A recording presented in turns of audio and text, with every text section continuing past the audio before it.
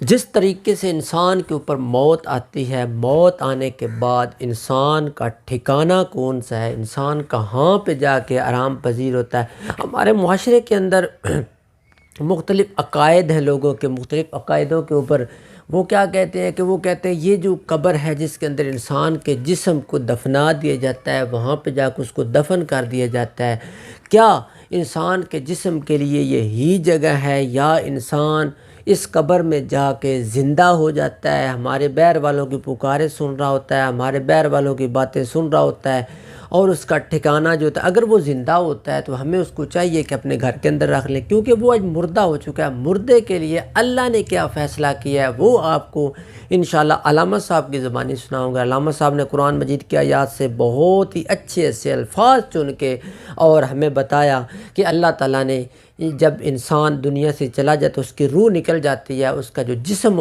رہ جاتا ہے، اس کے لیے ٹھکانہ کیا ہے دنیا کے اوپر۔ آئیے ذرا ہم مل کے سنتے ہیں، انشاءاللہ آپ کو بہت فائدہ ہوگا۔ جب ساری زندگی دی پوری ہو جاتی ہے، ثم اماتہ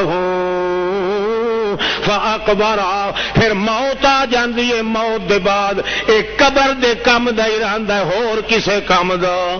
بولو، موت آئی تو پھر قبر آ گئی۔ اللہ فرماندا ہے قبر ہوندی ہے مردیاں واسطے، تے اے کہندا ہے قبر ہوندی ہے خدا دا باغی ہے کہ نہیں؟ قرآن نے کنٹرول کیوں کیتا؟ ثم اماتہ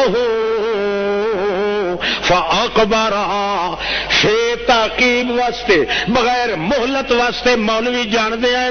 اللہ فرماتا مینوں اپنی ذات دی قسم ہے، موت دے بعد کوئی دیر نہیں لگدی، بھاویں کوئی دفن کرے بھاویں نہ کرے، زمین دیاں تہاں وچ ضرور چلیا جاندا ہے، اوہ دی قبر ہوندی ہے۔ قبر جڑی ہے مردیاں واسطے ہوندی ہے، مردہ قبر واسطے تے قبر مردے واسطے۔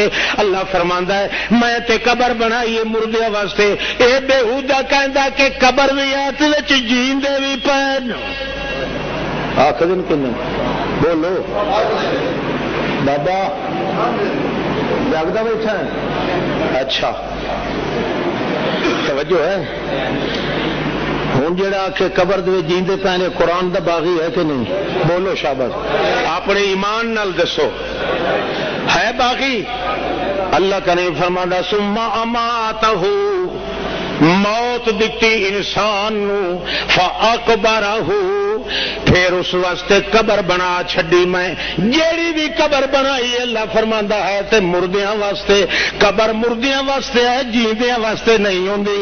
وقت اللہ کریم فرماندا ہے ثم انکم بعد ذالک لمیتون،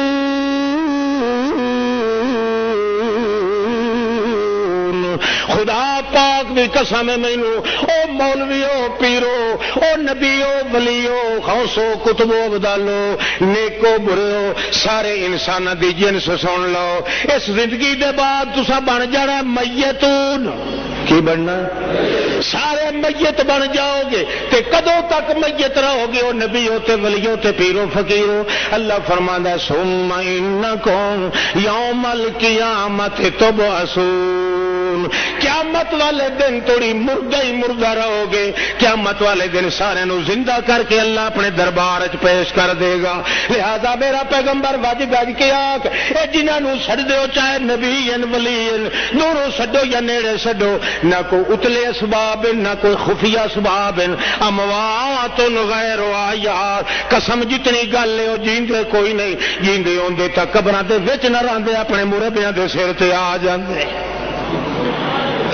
بغاوت ہے کہ نہیں؟ خدا نہ ہے قرآن پاک کنٹرول کیتا ہے کہ نہیں؟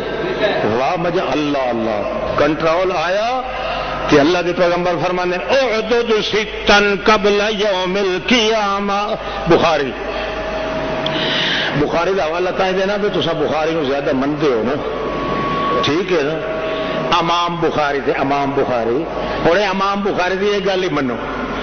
امام بخاری رحمت اللہ علیہ کیا آخدا ہے؟ اعدد ستن، 6 چیزاں شمار کر، یہ تڑیو 6 چیزاں پہلے ہو نہ جاویں قیامت قائم ہونی نہیں۔ بولو قبل یوم القیامہ، قیامت تو پہلے 6 چیزاں دا ہونا ضروری ہے. پہلی چیز موت ہی. آکھو میرا دنیا تو مر ونجنا میت ہو ونجنا. جے تھوڑی مینو میت نہ سمجھو گے وہ تھوڑی قیامت کدے آ سکتی نہیں. ٹھیک ہے تو میرے والا تک رہی میں تیرے تے گرب ہوا بیٹھا تو اکھا ٹوٹ گئی سیدھا پایا. آج پتہ ہی جمعہ پڑھنا ہے اثر دی جواب دے کٹھے. توجہ ہے یہ تھک پو تو میری اشارہ کر دینا. اللہ اعدد ستن قبل یوم القیامہ. قیامت والے دن تو پہلے 6 چیزاں دا ہونا ضروری ہے. پہلی چیز فرمائیے موت ہی. میرا دنیا تو دنیا دی حیاتی ختم ہو جاونا, دنیا تو مر جاونا, دنیا نالو لا تعلق ہو جانا. جے تھوڑی مینو موت آوے تصور نہیں کرو گے وہ تھوڑی قیامت کدے آ.